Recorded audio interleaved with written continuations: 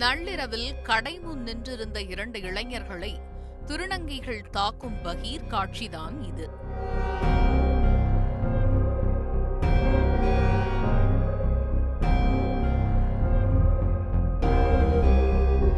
முடிந்தவரை அந்த இளைஞர்களை திருநங்கை கும்பல் சூழ்ந்து தாக்கியிருக்கிறது. நடந்த சம்பவங்கள் அனைத்தும் அங்கு பொருத்தப்பட்டிருந்த சிசிடிவி காட்சியில் பதிவாகி இருக்கிறது.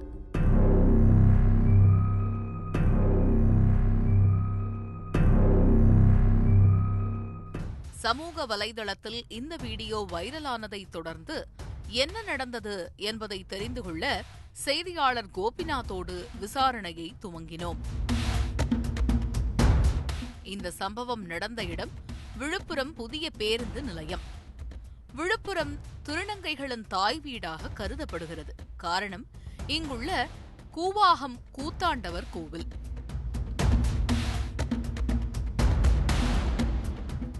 இந்த பகுதியில் ஏராளமான திருநங்கைகள் வசித்து வருகின்றனர். அதில் பலர் சுயதொழில் செய்தும், ஒரு சில இடங்களில் வேலை செய்தும், மகளிர் சுய உதவி குழுக்கள் அமைத்தும் கௌரவமாக வாழ்க்கை நடத்தி வருகிறார்கள். இந்நிலையில் இதில் ஒரு சில திருநங்கைகள் போதிய வருமானம் இல்லாததால் நள்ளிரவில் பாலியல் தொழிலிலும் ஈடுபட்டு வருவதாக குற்றச்சாட்டு எழுந்துள்ளது. நள்ளிரவில் 10-15 திருநங்கைகள் விழுப்புரம் நகரில் சுதந்திரமாக வலம் வருவது வழக்கமாகிவிட்டது.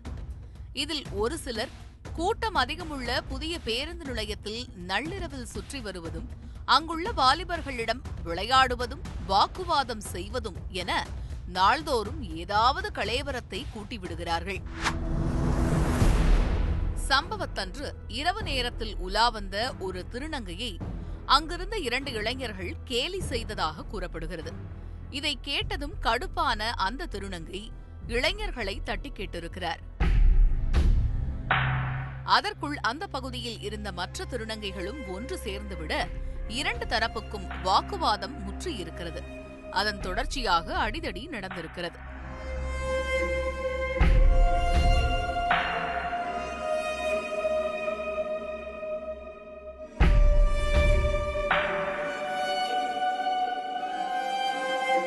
கேலி செய்ததை திருநங்கைகள் தட்டி கேட்டதால் இந்த தாக்குதல் நடந்ததாக சொல்லப்பட்டாலும், பெரும்பாலான நேரங்களில் திருநங்கைகள்தான் இரவு பயணிகளிடம் வலுக்கட்டாயமாக பணப்பறிப்பில் ஈடுபடுவதாகவும் அந்த பகுதியைச் சேர்ந்தவர்கள் குற்றம் சாட்டுகிறார்கள்.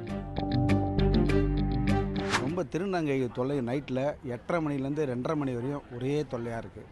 ரொம்ப பரிதாபமாக இருக்குது பார்க்குறது. அடித்து பிடுங்குறாங்க, போகிறாங்க, வராங்க. ரொம்ப பிரச்சனையாக இருக்குது. கடைக்காரவங்க எதுவும் கேட்க முடியல. கேட்க போனால் சண்டைக்கு வராங்க. போலீஸ்காரங்க போய் ஒருத்தவங்க 2 பேர் கேட்குறாங்க. 4 பேர் சேர்ந்துன்னா அவங்கள போலீஸ்காரங்கள மிரட்டுறாங்க. அவங்க என்ன பண்ணுறதுன்னு பாவமானது விட்டுட்டு போயிடுறாங்க. ஆனால் அடித்து பிடுங்குறாங்க அந்த புதிய பஸ் ஸ்டாண்டில். ரொம்ப இதேமாரி கிட்டத்தட்ட ஒரு 2-3 மாதமாக நடந்துட்டுருக்கு. பஸ் ஸ்டாண்டில் டெய்லி பாதிக்கப்படுறாங்க. 2 பேர், 3 பேர், 4 பேர் பாதிக்கப்படுறாங்க. இது நீங்கள் தான் பார்த்து நடவடிக்கை எடுக்கணும். விழுப்புரத்தில் மட்டுமே இது மாதிரி அடாவடி சம்பவங்கள் நடப்பது இல்லை. தமிழகத்தின் ஒவ்வொரு மாவட்டத்திலும் இதே கோலம் தினமும் அரங்கேறிக் கொண்டுதான் இருக்கிறது. பெரும்பாலான திருநங்கைகள் சுயமாக உழைத்து தங்கள் வாழ்வாதாரத்தை மேம்படுத்திக் கொள்கிறார்கள். ஆனால் சிலர் அப்படி செய்யாமல் பாலியல் தொழில், வழிப்பறி போன்ற அறமற்ற செயல்களில் ஈடுபட்டு வருகிறார்கள். அத்துமீறும் திருநங்கைகளுக்கு தக்க பாடம் புகட்டினால் மட்டும்தான் இது மாதிரியான சம்பவங்கள் இனிமேல் தமிழகத்தில் நடக்காமல் இருக்கும் என்று பாதிக்கப்பட்டவர்கள் கோரிக்கை வைத்திருக்கிறார்கள்.